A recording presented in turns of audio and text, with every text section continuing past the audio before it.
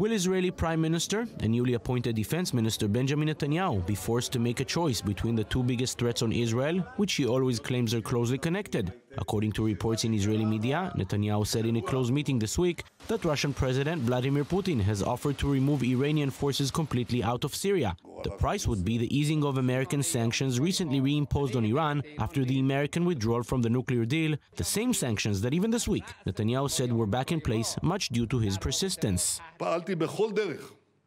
I acted in every way possible to cancel the nuclear agreement and to reimpose the sanctions, and that's what has happened.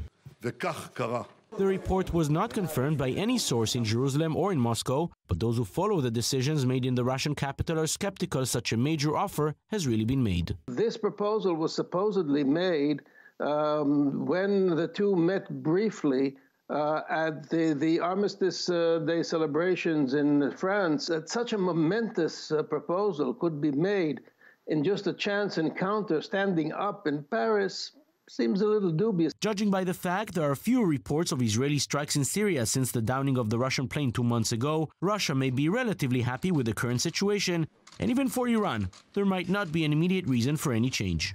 President Trump himself has granted exceptions and exemptions from the new sanctions to several of the major oil importers from Iran, so that the sanctions are not going to bite that hard anyway. So, if this is the case, why would such a report even come to light?